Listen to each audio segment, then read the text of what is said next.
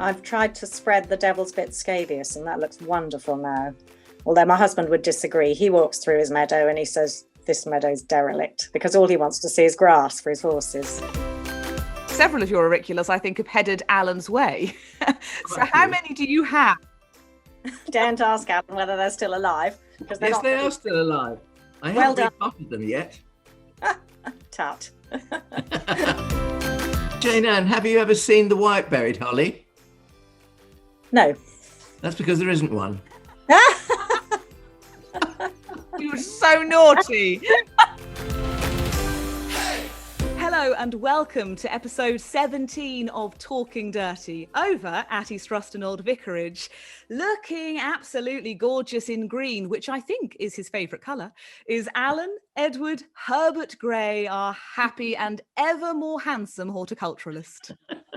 You old flattery, you over in Cambridge. You have Thordis Maria Sophia Friedrichsen. You look glowing today, I have to say, you really do.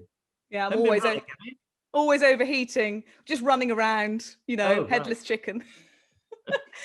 Our guest on the podcast today is somebody who possibly has been mentioned on almost every episode. It was about time we got her on. It is the owner of Special Plants, Derry Watkins. Welcome to Talking Dirty. Hello. Now that we've incorporated our middle names into every episode, we feel like we need to ask all of our guests about their middle names. So do you have one?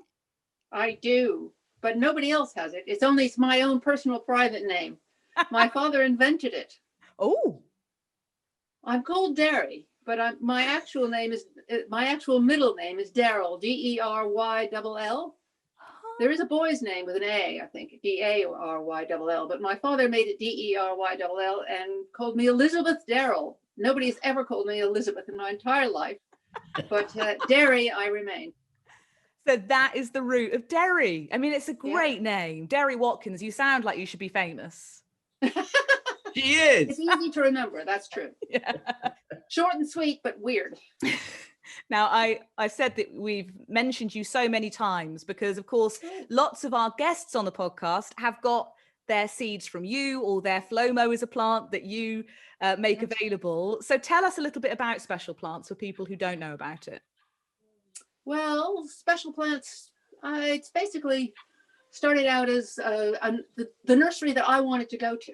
Right?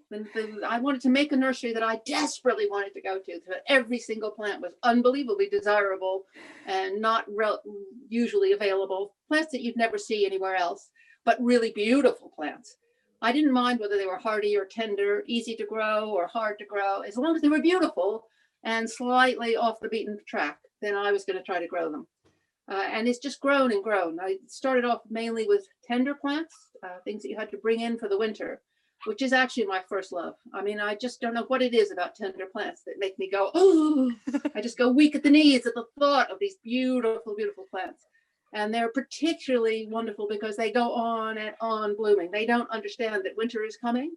So they just carry right on blooming. They never get ready for winter. They just die when the frost comes. So if you're willing to take them in for the winter or just buy a new one next spring, you get easily 5 or 6 months of gorgeous flowers off them. And so that's really appealing to me. Nowadays, we sell loads and loads of hardy plants as well. We probably sell more hardy plants than tender plants, but we still have a lot of beautiful tender things.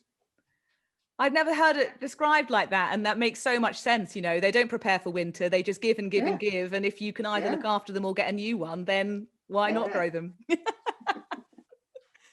And Alan, I know, and I don't want to put you on the spot and ask what memorable things have you bought from Special Plants, but obviously it's a place that you've got lots of things from over the years. Oh yes, I mean I have, but I mean my list is really, really long, and Derry knows that from what she supplied me with. And one of the things that she supplied me with last year was an old favourite of both of ours, I think. And it's an Argyranthemum called Jamaica Primrose, and this has virtually been superseded by lots of modern varieties. And of course, everybody loves something new, so they rush out and say, "Yes, we must have that. It's new. We've got to get it," and all the rest of it. And then they suddenly realise that the old one was the best one of all. And so I'd managed to get that back. And as Derry says, it just goes on and on and on. It doesn't know when the cold weather's coming and it's going to die. But last year it didn't die, and so we It had didn't die. It just went on blooming all winter. It was ridiculous. Exactly. We had these lovely creamy 6 yellow foot daisies. tall argyranthemums. Yeah, exactly. A giant. But the other thing that stands out in my mind is this weird little red petunia that people think often is an Nicotiana, but I mean it's not. They're related, but it's Petunia Excerta, which comes from South America. And interestingly enough, I think it blooms in shade or grows in shade in South America, where it's pollinated by hummingbirds, I believe. That's why it's red. Oh, to to attract attract the hummingbirds. attention. Yeah. And the thing I wondered is what the temperature is like where it grows. Do you know that, Derry, or not? I don't know. I mean, I think it's almost rainforest. I think it's quite warm. It's not. It's not a chilly place. It certainly dies in the winter. If I put it in the shade in drafty old Norfolk, it wouldn't do so well. No, I don't think so. I've grown it where it didn't have full sun, but it got a good 5 hours of sun. Yeah. And it was very happy there. I've never tried it in more shade, but you have a go. Why not? I mean, the plant only has 2 chances. It can live or die. It can choose. And since it's from seed, you're going to get loads of them anyway. Exactly. But it crosses readily with other petunias, I believe. Yes, you mustn't grow it. You mustn't collect the seed if you're going to grow it anywhere near any other petunia. No, well, I didn't. I haven't done that. But the other thing I'd just like to say is we had a stray seedling that didn't get put out into the garden, and it flowered all through the winter for us under glass. So again, how lovely. It's another plant that just keeps on giving. Yeah. Much like your good self, Derry. Oh, giving us all these exciting plants. Actually, the thing I most remember you buying from me was you were desperate for Dahlia Murkii alba. Yep. You had about 3 years knocking at my door trying to get that plant. Yes, and finally last year or the year before, I managed to send you a whole bunch of cuttings. Yeah, you did. It doesn't come from seed, but it's wonderful from cuttings. It is, but I find it a bit shy flowering. I don't know whether wait till it gets established. Once it's been in the ground for 2 or 3 years, it becomes much more generous. Okay. Honest. No. I believe it. I believe it. Patience is a virtue. I haven't got any virtues. Out of interest, Derry, what's your process for discovering the new plants that you're always introducing? I'm just greedy. I just can't see a new plant without trying to grow it. So it doesn't matter where I am, anywhere in the world. If I see something new and different, I'll try to grab a piece of it or seed or find somebody who has some seed, or at least take a picture and try to get the name and then get somebody else to go get that seed. Some way of collecting. I mean, I've been on garage forecourts and seen fantastic plants that I had to have, or I can be in Germany or America or Chile or Argentina. And if it's a beautiful plant, I'm trying to get a little piece of it somehow. You always know that's the main method. You always know when Derry's around because you're likely to hear, "Arrest that woman!" I have this great mental image of you like scaling buildings to try and take a cutting. She would. Mountains, yes. I haven't tried buildings yet. How is your Streptocarpus window? Oh, it's beautiful again. It had 3 years off, but it's just solid Streptocarpus again. Well, I was telling somebody about it the other day because that's one of the most effective ways I've seen Streptocarpus grown in this huge window, a bit like a chancel window that you get in a church. And I remember that you had shelves going across horizontally, and you had a lovely collection of streps on there. And I just thought, what a fantastic thing to do. It's great because they have those great big long leaves which just get in the way otherwise, but they hang off the shelf, so it's all right. Yeah. Now, I know when we were doing kind of pre-podcast production emails, you asked whether or not you were allowed to bring any plants to the party. Ooh, and I thoroughly encouraged this. So what did you bring in the end? Well, I brought a huge range. One of my favorite new things. Can you see that? Yeah. This is an Isoplexis. Now, I've grown Isoplexis Canariensis, which is now supposed to be called digitalis, which is ridiculous. It's an evergreen shrub. It can't be a foxglove.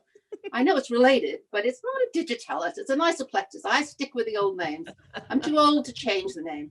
Anyway, from my point of view, it's Isoplexis, but although it looks just like Canariensis and has these evergreen shiny sort of leaves. It's actually a hybrid of Isoplexis isabelliana, but it's a new dwarf hybrid, because one of the troubles, it's a tender perennial, almost hardy. Yeah, I mean, you'd probably get away with it, wouldn't you, Alan? Outside? Yes, Can you I grow would. Isoplexis outside? Yeah. I've got this outside in the garden, in the Mediterranean garden, and it's been outside for 3 years.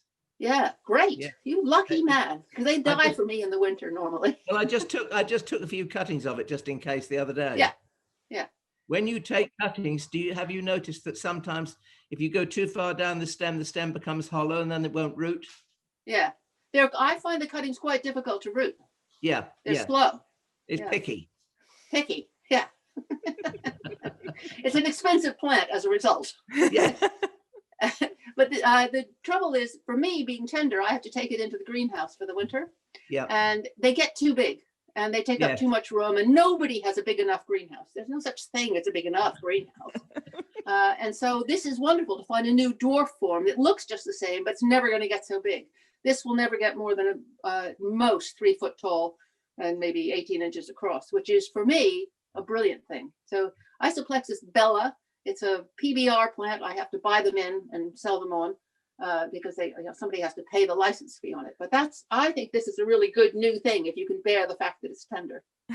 Almost tender. Actually, that's an interesting thing, because Derry just said there that it's a really good new thing. And quite often when plant breeders have been at it and they present us with something that they think is wonderful, really growers who know what they're talking about think, eeks, I don't like that.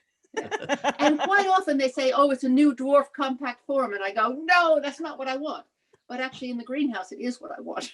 Outdoors in the garden, I like them big and enormous, but I can't afford that much space in the greenhouse. So I quite like anything that's going to be a bit more compact in the greenhouse. That's why my greenhouse is crammed full of cuttings throughout the winter, just ticking over. Yes, that's the most important use of the greenhouse. What else is new and different? This is new this year. I've never seen this before until, let go. Oh, the flowers are holding on to each other. Until this plant bloomed, I had never seen it before in my life. I only heard about it fairly recently. And I'm going to go and forget the name of it. Silene. This is a Silene from North America. It's a prairie plant. And I got very excited when it started blooming. I thought the flower was amazing. It's quite big. It's the most brilliant color imaginable. It's the second year from seed. It's not the world's most beautiful plant. It's kind of skinny. But hey, that's probably my fault for not growing it well enough. And I probably should have given it the Chelsea chop. But I love the flowers. It's been in flower pretty much all summer. But it's a bit like alliums. I mean, it's got an untidy base to it, or untidy bottom. Cover it up. Yeah, cover it up. Just grow lots more things all around it. Exactly. Give it some friends. Yeah. But it has been in bloom all summer. I've been really chuffed with it. And I put it on Twitter as, oh, look at this wonderful new thing. And everybody went, oh, but that's so hard to grow. And it hasn't been hard to grow. What are they talking? Maybe it's hard to grow in the garden. But in pots, mine are so far all in pots. I have a couple I put in the garden, but they haven't yet had the winter in the garden. So that's a really new thing, new for me. I found this funny little thing in Germany last year. Do you know this, Alan? It's a Bigelowia.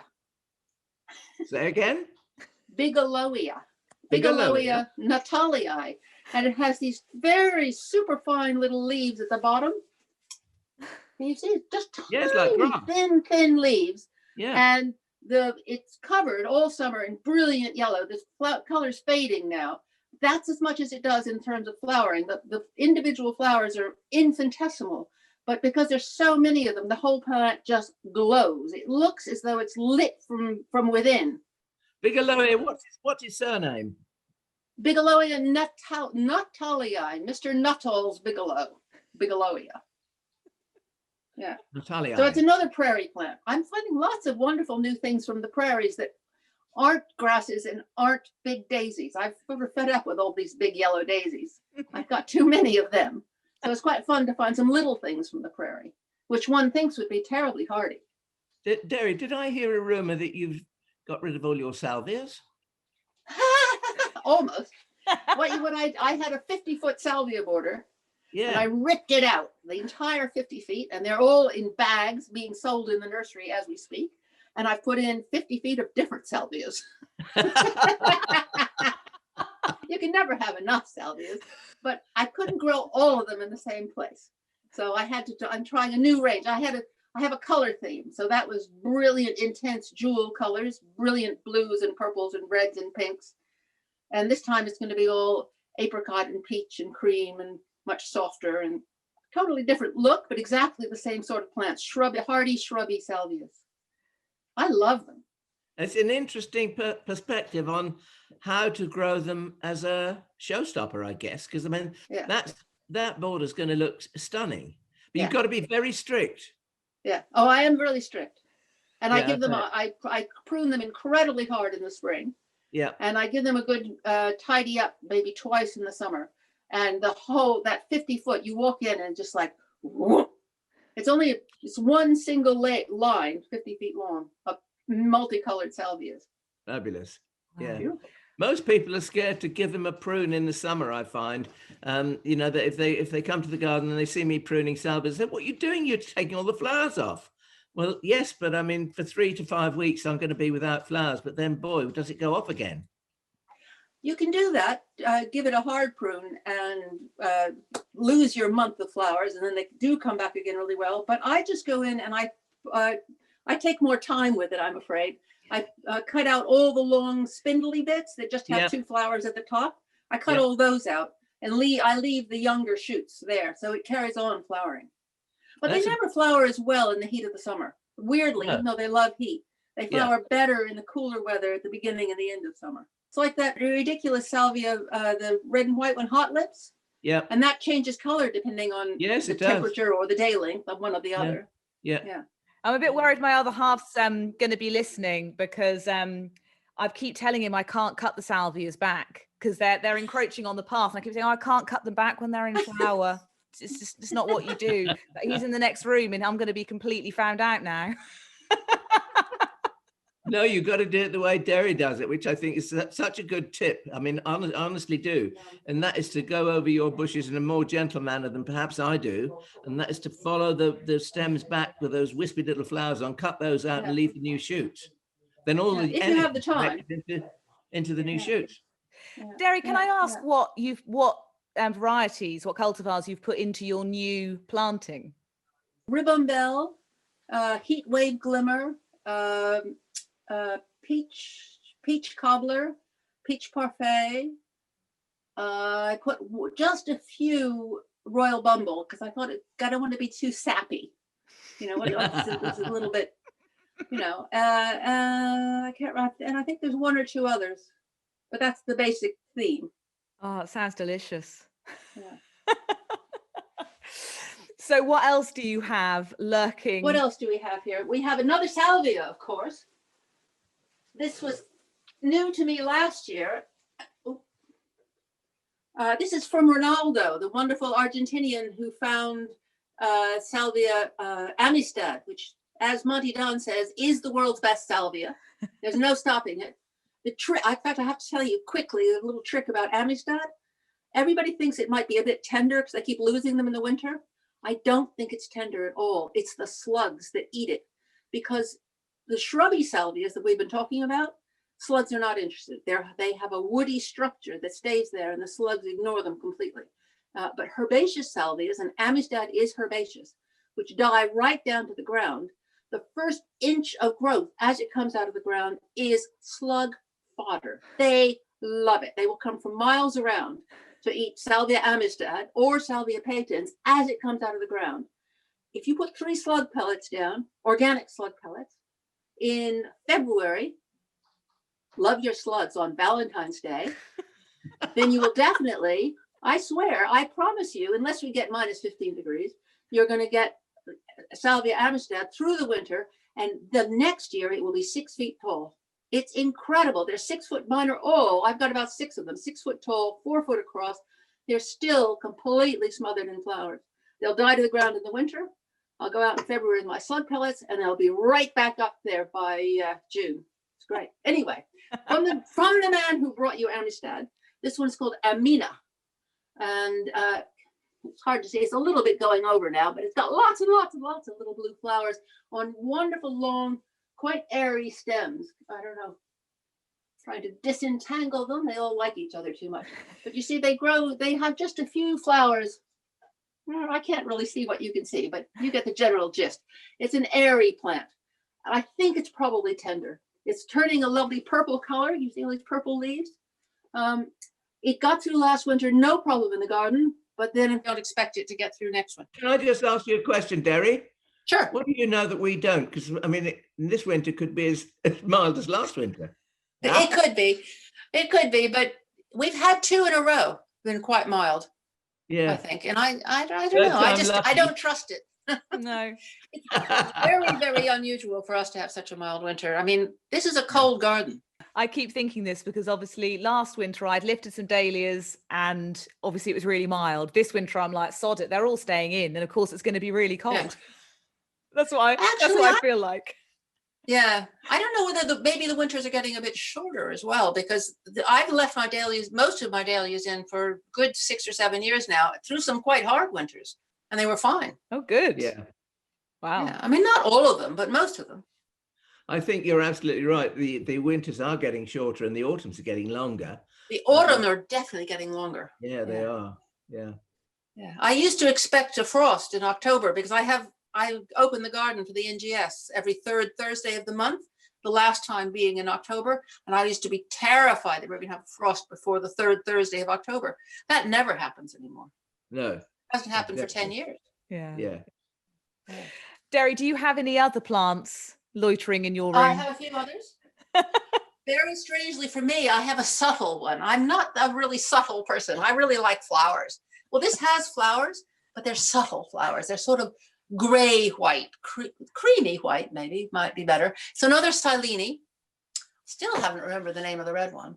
Oh, it's Silene regia. It's just come to me. The brilliant red salvia is Silene regia, just so you know. This one is not a species, although it looks like a species, or at least it came under a varietal name, not a species name. It's called Silene confetti, and it's incredibly quick. It's not an annual, but this was first year from seed, this plant, just quite a respectable plant here, with these tiny little flowers, myriad of them, so that sort of move about in the wind. And most people don't see it, but keen garden people often do see it. Silene confetti. So I thought that was really nice. That's from the Beth Chatto's nursery. That was cute. And here's one that is an annual. It's looking a bit the worse for wear. It's had too much weather. We've had too much wind and rain for it. This is a little annual campanula called Patula, which is very airy fairy, loads of flowers. It's one of those plants that once it decides to seed itself, you get the best plants you've ever seen in your life. 2 or 3 of them have sowed themselves up in the nursery at the base of some poles that connect one thing and another. And they have sat there all summer looking divine. And I can't move them because they're stuck into the Mypex in this. Anyway, for whatever reason, this has been so cute. Campanula patula. It's actually a British native, but they never flower this much in real life, I don't think, when they're in the wild. But if you grow them on purpose and you're nice to them, they're incredibly flowery for a long, long time with very airy, fairy, again, light, delicate habit they have. Oh, it's a beautiful color. Yeah, nice color. The flowers are looking quite shabby compared to how good they would look if they hadn't been bashed about so. And finally, I've got one more.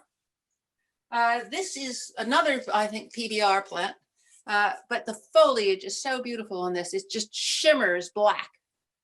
This is an Astilbe, Astilbe chocolate shogun.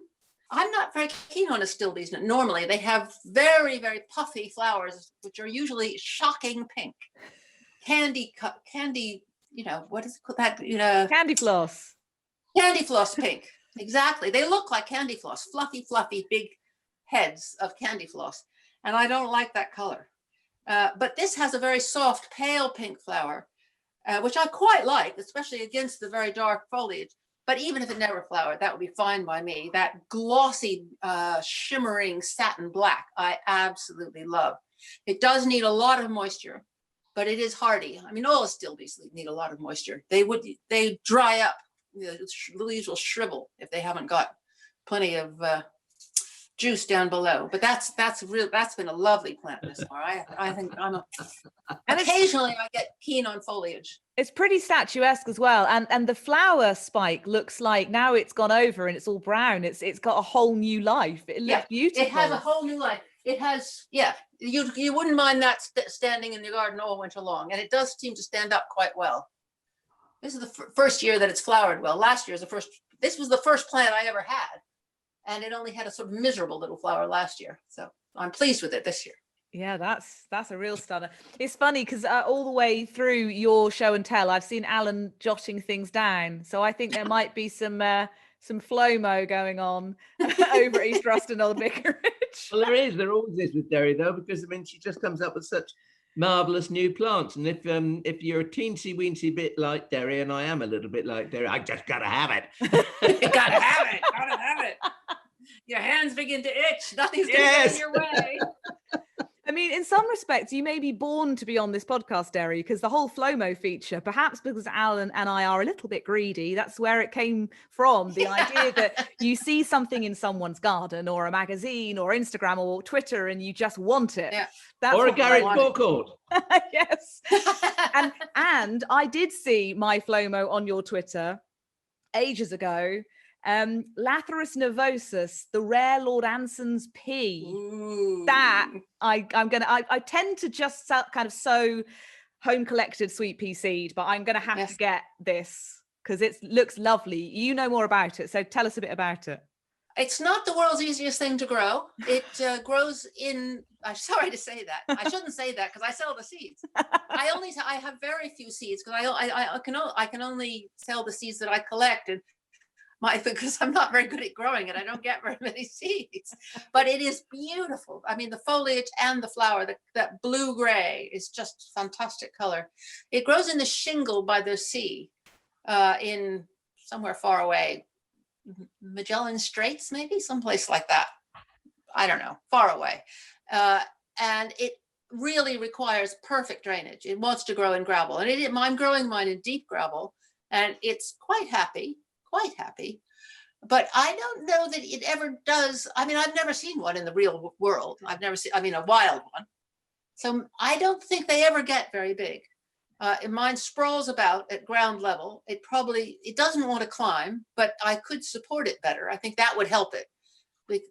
If I got it up off the ground, I think it would be good for it because we're probably a little too wet. I expect we get too much rain. I have a fairly rainy garden. I mean, we're quite close to Wales, and I might like you better, Alan. Do you grow Lathyrus nervosus? I have grown it, yes, but I didn't know that it likes to grow in almost pure gravel, and I've written that down. Yeah, I've written that down too, and I've made a resolution that I shall grow it next year, and we will try it in gravel. Great. And I just sort of thought, suddenly thinking that a few little hazel tweaks around it, and just to help it up off the ground might be good. I think that would be good. I think it wants more air circulation than I get it when it's growing flat on the gravel in the rain. Yeah. I think lifting it up would be good. It's beautiful, but if you grow it and manage to grow it well, could I have some seed, please? You can. Deal.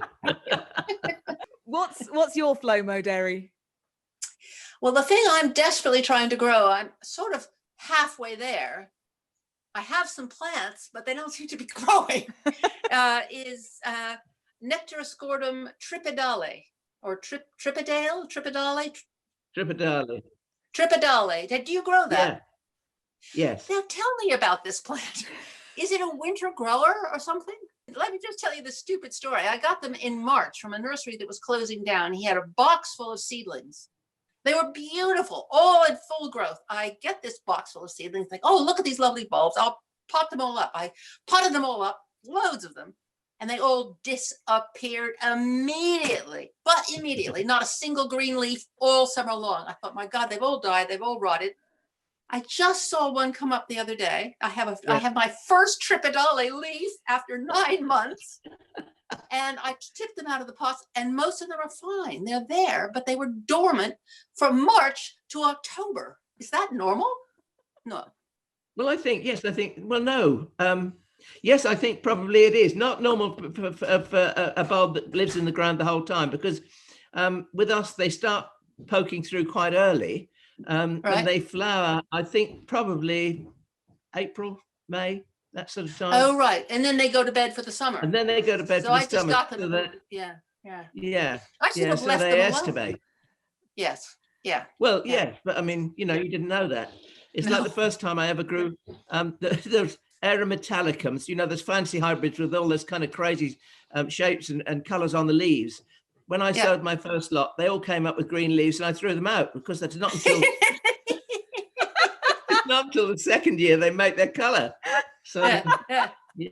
It's like the white flowered, the variegated lunaria. The first year they're completely green, and people ring me up and say, "You sold me these crap seeds; they're no good." And I have to say, "Just wait a minute, give it a year." It's that patience thing again. Yeah. So that is encouraging, Alan, to know even you will do things like that. Yeah.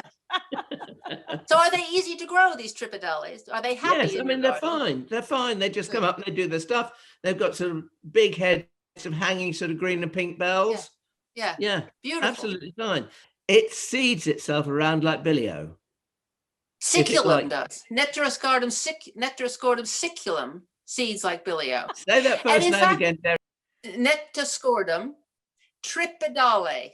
I just thought that was so beautiful. I saw it in a garden and I had to have that. My God, I was. Are you selling it? Well, I've got lots of young bulbs. I don't know that they're flowering size yet, but they're about that big, about getting on for an inch, 3/4 of an inch. Alan's been encouraging people to try growing things from seed they wouldn't normally, like tulips. Alan's, what is it? I think your video is a project for a patient person on our YouTube channel.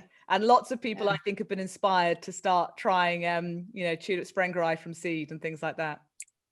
Tulip sprengeri is the most incredible plant. Once it gets going, it seeds like crazy.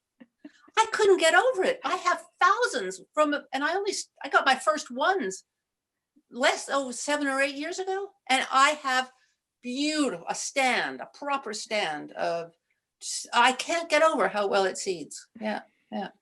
I think most people's problem with it is that they tend to weed out the seedlings. Yeah. They look like grass.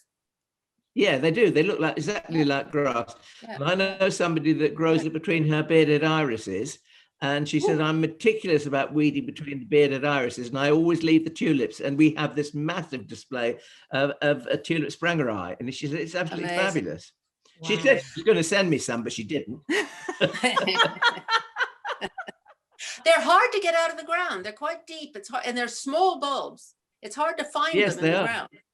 Yeah, I've grown it from seed, and I think I sowed my seed in a deep seed tray, covered it with gravel, and forgot about it.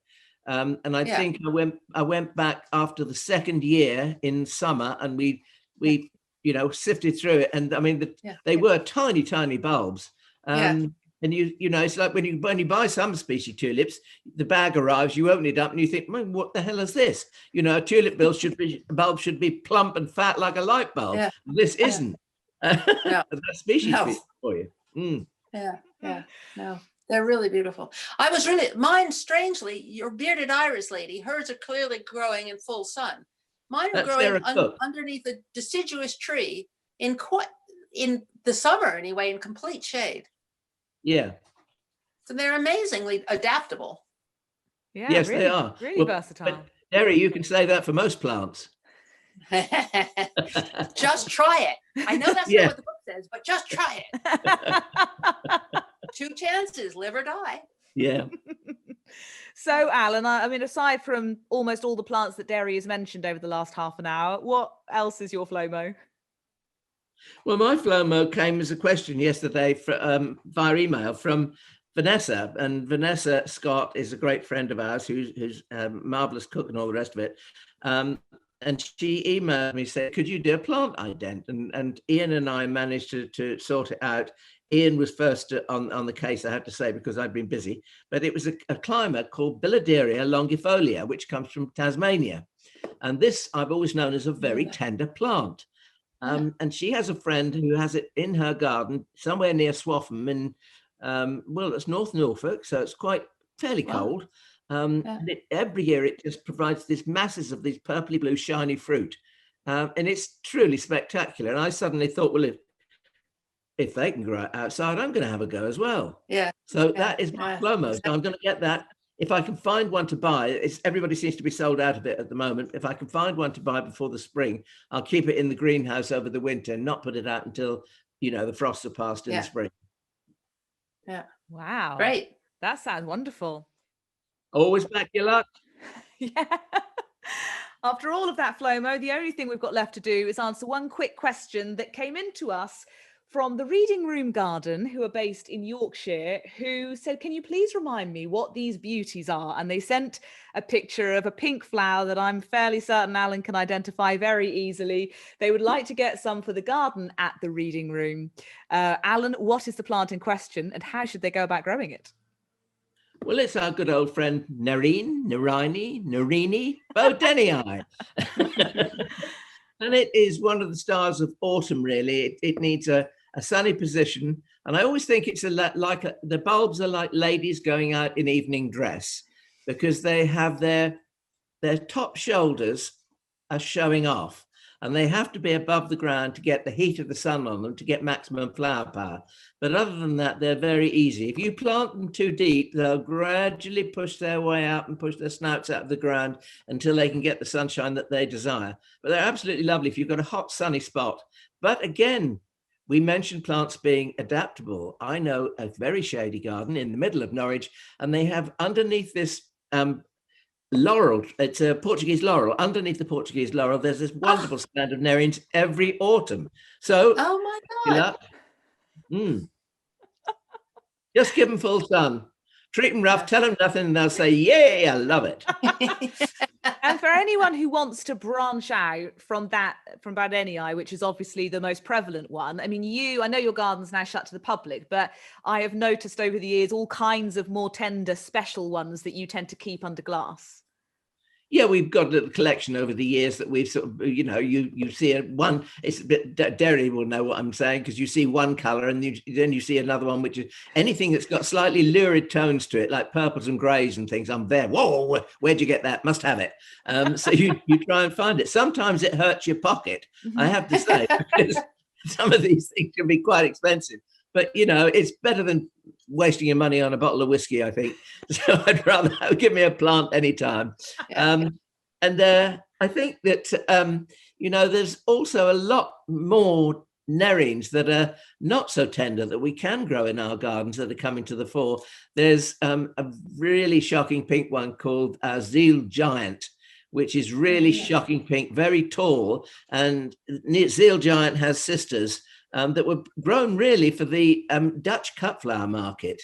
And they grow acres and acres of these things to cut them in bud and send them over to various countries, us included, for cut flowers. And we are now getting a few of those. I think there's something called Anastasia, which is a paler pink variety. There's also crossing Nerines and Amaryllis belladonna. I was just about to ask, is that like an amarine or something? Yeah, an amarine. Amarine. Yeah, an amarine. Or is it amarini? Whoa. Oh, I do hope so. It depends. I tell you what, it depends on how precious you are. Can you grow amarines outside? Yes. I've got Amarine Howardii. Yeah. Howard, Mr. Howard, Howardii. I've got it in 3 places in the garden and it's blooming now. Great. Just look at it. Great. And one of them is just about to flower. It's a chunky chap, isn't it? I mean, it's a much, it's really nice. And Amarini or Amarini tubergenii, we've had outside at the base of a warm wall, but it's been outside for 7 or 8 years, something like that. Right. I'm going to put mine out next spring. Yeah. Don't blame me, kiddo.